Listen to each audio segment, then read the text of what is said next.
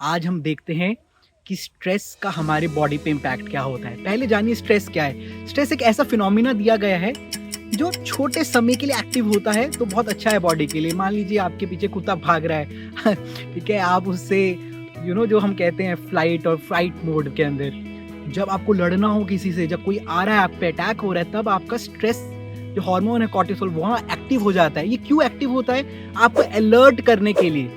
इस हार्मोन का काम ही है आपके भीतर अलर्टनेस प्रोवाइड करने के लिए। तभी आपने सुना होगा जो एक्सरसाइज भी है, exercise is also form of stress, है ना। जो हम एक्सरसाइज करते हैं वो भी एक स्ट्रेस की फॉर्म है। क्यों? जब आप एक्सरसाइज करते हैं बॉडी को सिग्नल दे रहे हैं that you are now going to put some load on the body, you're going to put some strenuous or your activity on the body। तो उसके लिए प्रिपेयर होने के लिए बॉडी सिग्नल सेंड करता है। और ये सारा कुछ आपके किडनी के ऊपर बैठे हुए दो छोटे छोटे एड्रेनल ग्लैंड्स होते हैं जो एड्रेनलिन पुश करते हैं, रिलीज करते हैं, जिसके कारण आप भाग पाते हो, लड़ पाते हो सिचुएशन से, अलर्ट रहते हो। तो ये चीज जब तक है तो अच्छा है। छोटे समय के लिए अगर आपका स्ट्रेस हार्मोन रिलीज हो रहा है for some definite purpose, that is very good. अब ऐसा तो नहीं आप 24 घंटे एक्सरसाइज करते हैं, ऐसा तो नहीं है कि हमारे पीछे कुत्ता 24 घंटे भाग रहा है। तो छोटे छोटे समय के लिए अगर ये एक्टिव होता है that is very good. That is the purpose of this stress hormone, cortisol hormone, stress active होना हमारी बॉडी में। नेचुरल प्रोसेस है, बाय नेचर दिया गया है, एंड दैट्स वेरी गुड। अब बात करते हैं जिन लोगों को प्रॉब्लम्स रहती है, जैसे फ्लैटुलेंस, पेट की प्रॉब्लम रहती है, नींद नहीं आती है, वो क्यों? Maybe there is a huge chance कि आपको क्रॉनिक स्ट्रेस एक्टिव हो चुका है। क्रॉनिक स्ट्रेस मतलब जो लंबे समय से चल रहा है।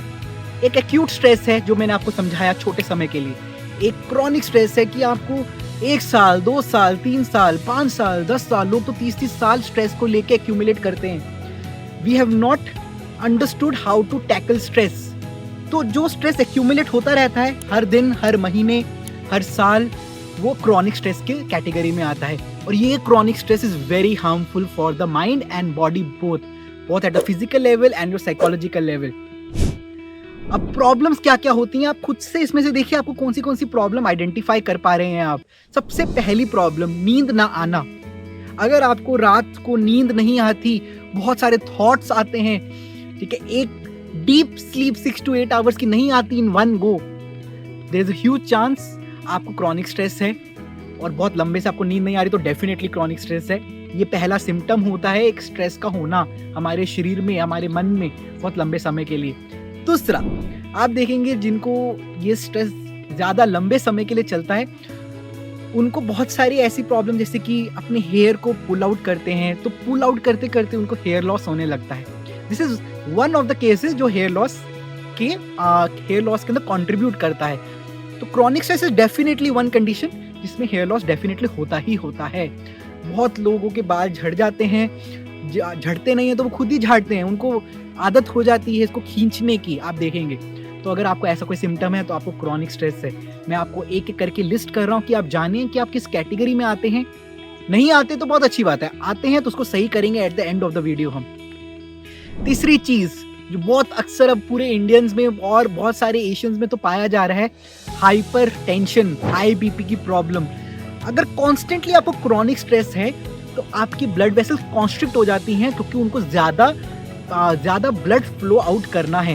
तो छोटे छोटे कर लेती हैं आपकी ब्लड वेसल्स, जिससे कि ज़्यादा पंपिंग हो सके।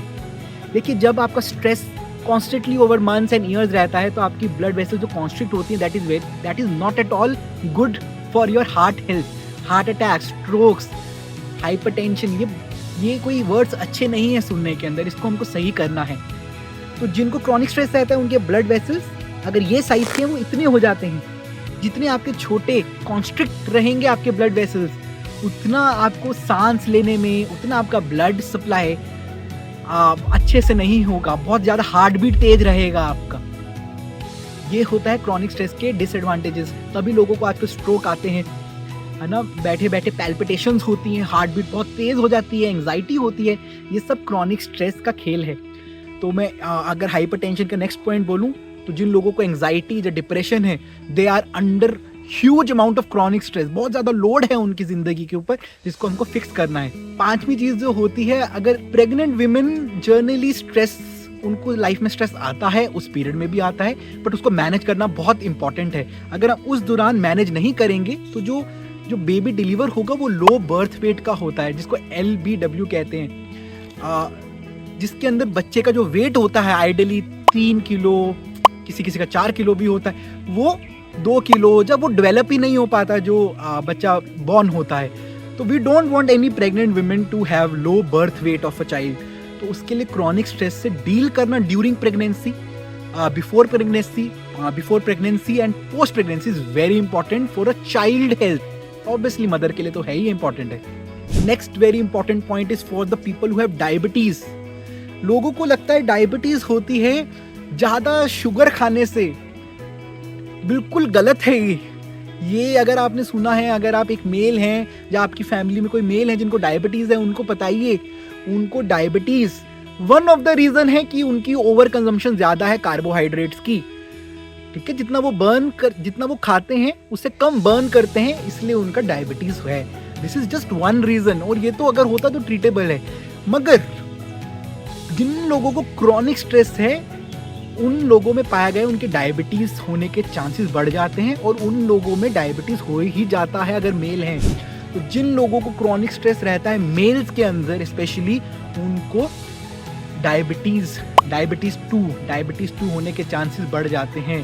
प्लीज इसके ऊपर वर्क करिए, आप अपनी डायबिटीज को रिवर्स कर सकते हैं just by treating your chronic stress. Chronic stress को बिल्कुल खत्म कर देंगे, आपकी डायबिटीज भी धीरे धीरे कम होने लगेगी, क्योंकि कॉर्टिसोल हार्मोन जो स्ट्रेस हार्मोन है आपके इंसुलिन हार्मोन के ऊपर इम्पैक्ट पाता है। अगर आपका इंसुलिन हार्मोन नहीं चलेगा तो आपको डायबिटीज होना निश्चित है। इंसुलिन हार्मोन ही तो आपकी डायबिटीज, अपनी शुगर लेवल्स को ब्लड में रेगुलेट करता है, कम को ज्यादा करता है, ज्यादा को कम करता है, नॉर्मल रखता है। अगर आपका कॉर्टिसोल ज्यादा है तो आपका इंसुलिन बेचारा खतरे के अंदर है। तो आप मान के चलिए कॉर्टिसोल एक वॉरियर है, एक दुश्मन है आपके इंसुलिन का। तो अगर आपको इंसुलिन को बचाना है तो कॉर्टिसोल को लड़ना पड़ेगा, कॉर्टिसोल को खत्म करना पड़ेगा जड़ से। ठीक है, ये एक बहुत बड़ी प्रॉब्लम है of diabetes in males specially. Next point, अगर ऐसा फील होता है, माइग्रेन रहता है, बहुत सारा दर्द होता है इस side top of the head पे, बैक में कांस्टेंट ट्रिगरिंग होती है हेडेक्स की, डेफिनेटली क्रॉनिक स्ट्रेस की प्रॉब्लम हो चुकी है। ये वन ऑफ द पॉइंट्स है, वन ऑफ द सिम्टम्स है क्रॉनिक स्ट्रेस का। इसको आइडेंटिफाई करना बहुत ज़रूरी है। कभी कभी किसी को हेडेक्स होते हैं, लाइट पड़ जाए, डस्ट आ जाए, मगर वो बहुत कम होता है। अगर आपको फ्रीक्वेंटली हर 2 दिन, हर 3 दिन में हेडेक्स हो रहे हैं, then there is a huge possibility you have. Last but not the least, premature ageing, समय से पहले ही बुढ़ापा आ जाना। बुढ़ापा is a natural process, ageing is a natural process, premature ageing is not a natural process. हम अपनी गलतियों से, क्योंकि हमको टूल्स नहीं सिखाए गए हाउ टू कॉम्बैट स्ट्रेस, अपनी गलतियों से या ऐसे एजुकेशन सिस्टम के कारण हमको नहीं पता कैसे स्ट्रेस को करते हैं डील, इसलिए too many people are getting premature aged, है ना। 20 साल में लोग 40 साल के दिखने लगते हैं, 30 साल में 60 साल के दिखने लगते हैं। I am not exaggerating, this is the fact. आप देखेंगे आजकल क्या हो रहा है बच्चों के अंदर, 18 साल के बच्चे के हेयर लॉस हो रहे हैं, नेल्स ब्रिटल हो रहे हैं, eyes are not working properly. पहले लोगों को 30 साल 40 साल में जाके ये प्रॉब्लम्स होती थी, अभी तो 10 15 साल के बच्चों को हो रही है pre mature ageing, because there is too much pressure from the surroundings, too much pressure from the institutions, too much pressure from the parents, and this leads up to chronic stress in the future. तो अगर आपको ऐसा लग रहा है आपको ageing बहुत rapidly हो रही है तो क्रॉनिक स्ट्रेस हो सकता है। अगर आपको लग रहा है कि एजिंग नहीं हो रही तो सही वक्त है इसको डील कर लीजिए, जिससे कि आपको आगे जाके भी कोई प्रॉब्लम ना हो। तो ये सारे सिम्टम्स हैं क्रॉनिक स्ट्रेस के। अगर ये समझ गए तो अब हम चलते हैं नेक्स्ट पॉइंट के ऊपर, how to treat this chronic stress. तो पहला solution, you have to be active. बड़ा क्लीशे है but you have to move your body. When you move you release happy hormones also to counter your stress hormones. You release dopamine, you release so much positivity around you, so much happiness within you when you exercise, when you go in park, just do running, just walk also, Do something from this body, use this body and then see how your chronic stress will start depleting, start discarding from your life. ये पहला है, ये नहीं करेंगे, this is very basic, यहाँ से start होता है सब कुछ. Secondly, आपको अपने लाइफस्टाइल के अंदर बैठे बैठे साइलेंस को ऑब्जर्व करना है. मैं मेडिटेशन यहाँ पे जान के नहीं बोल रहा, लोग डर जाते हैं मेडिटेशन के नाम से. सोचिए कितने लोगों को मेडिटेशन से डर लगता है, इसलिए मैं मेडिटेशन का नाम नहीं बोलूँगा. आपको क्या करना है, बस ऐसे सहारा लेके कुर्सी का अपने दोनों हाथों को रख के just sit with yourself for 5 to 10 minutes every day, आंखें बंद करके. बिकॉज यू वांट आपके सारे senses, you want to include all your senses within. आप नहीं चाहते आपके सेंसेस बाहर की तरफ डिसिपेट हो रहे हैं. आंखें खोल के, कान खोल के सारे सेंसेस चल रहे हैं, तो you are again under the influence of lot of stresses from the environment. आप चाहते हैं आंखें बंद करके सेंसेस को अंदर एकदम लेके जाके you just sit for 5 to 10 minutes with yourself. What happens in this is you become self-aware. आपको पता चलता है, अरे मैं ये विचार आ रहे हैं मेरे को, these thoughts are coming to me. जब आपको अपने विचारों के प्रति बिल्कुल सजगता हो जाए, उस समय पे आपका क्रॉनिक स्ट्रेस खत्म होने लगता है. तो जब आप अपने साथ बैठते हो तो आप अवेयर होते हो उन थॉट्स, जो फीलिंग्स हैं, जो भावनाएं आपके अंदर हैं, जिसने आपको एकदम टाइट बांध के रख दिया है, जिसके कारण क्रॉनिक स्ट्रेस हुआ, वो आप उसके प्रति सजग हो जाते हैं. सो सिट कंफर्टेबली, बैक का सहारा लीजिए. मैं नहीं कह रहा हूँ आपको सीधी कमर बैठनी है, आप बस आराम से बैठिए, ग्राउंड में आके, पार्क में आके अपने साथ बैठिए और जस्ट ऑब्जर्व करिए थॉट्स को. फोकस नहीं करना, कॉन्सेंट्रेट नहीं करना, जस्ट ऑब्जर्व करना है अपने थॉट्स को. This is very important if you want to get rid of chronic stress permanently. तीसरा very important point, you have to include little yogic practices like bhastrika pranayama. इस पे अलग से वीडियोस बना देंगे अगर आप बोलेंगे, वो तो बनानी भी है हमको. भस्त्रिका, नाड़ी शोधन प्राणायाम, ऑल दिस प्राणायाम्स एंड आसनास. पहला पॉइंट मैंने एक्सरसाइज बोला, एक्सरसाइज के साथ अगर आप आसनास जोड़ दो, asanas will help you, pranayama and asanas will help you to rhythmize your breath. आपका कंट्रोल आ जाता है अपनी श्वासों के ऊपर. आप देखेंगे जितने लोगों को क्रॉनिक स्ट्रेस है, अगर आप आइडेंटिफाई कर पा रहे हैं मेरे साथ, आप देखेंगे आपकी हार्ट बीट तेज रहती है, या आपको बहुत एंग्शियस फील होता है, नर्वसनेस फील होती है, पैल्पिटेशंस होते हैं, और हमारा ब्रेथ पे कोई कंट्रोल नहीं है. तो हमको इन योगिक क्रिया से, इन प्राणायाम से, जिसको ब्रेथ वर्क कहते हैं वेस्टर्न में, या आसनास से, योगिक आसनास से, हमको इन ब्रेथ को अपने कंट्रोल में लाना है, जिससे कि हम बहुत शांत हो जाएं.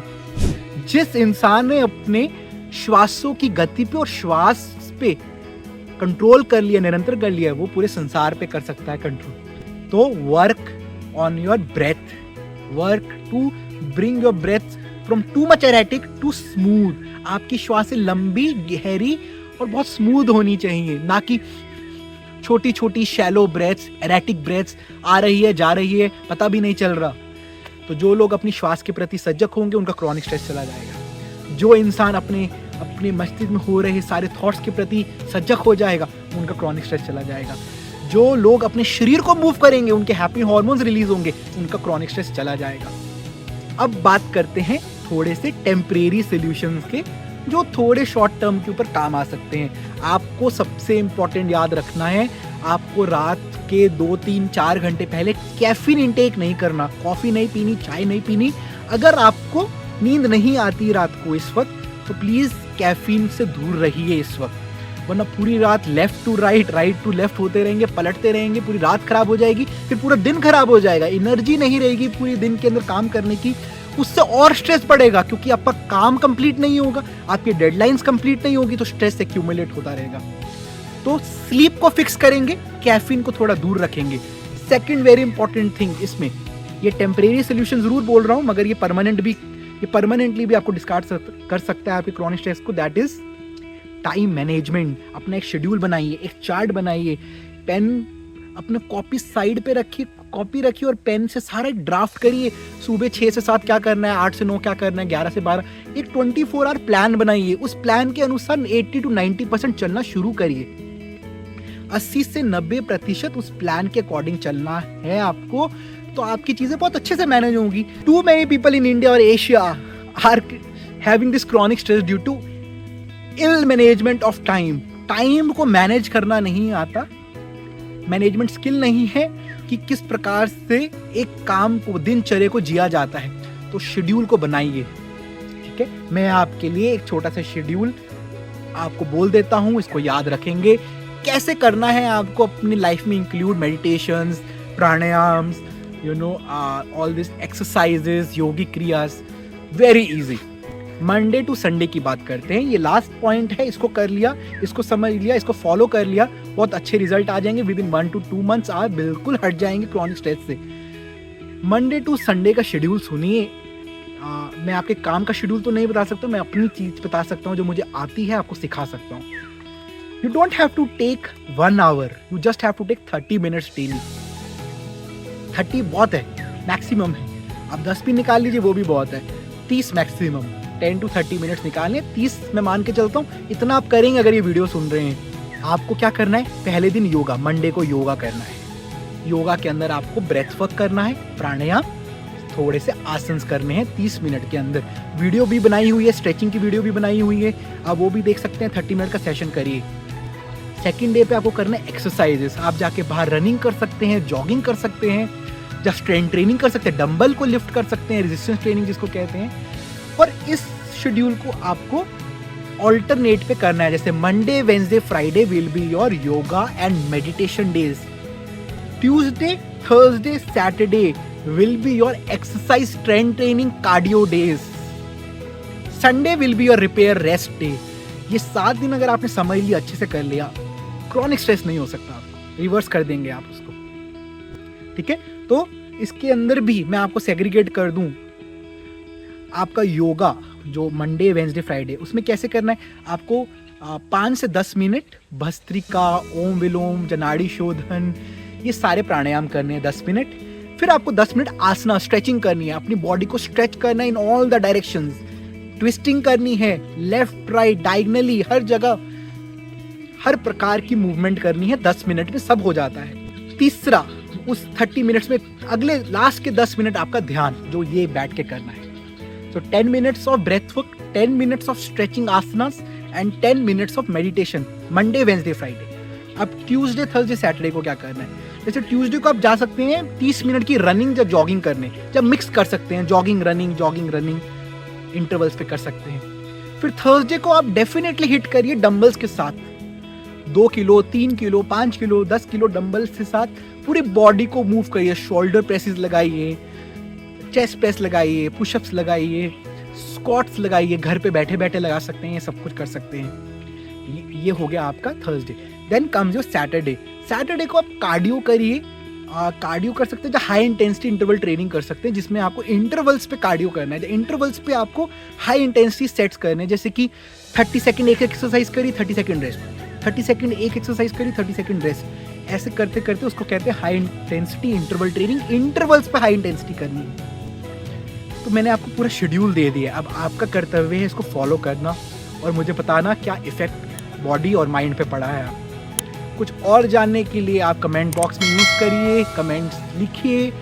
आपको अगर ये वीडियो पसंद आए तो अपने भाई बंधु दोस्तों से शेयर करिए, उनकी हेल्प करिए, उनको बोलिए कि करना है, there is no other alternative, करना है। वो नहीं कर सके तो आप हमसे कॉन्टैक्ट करवाइए।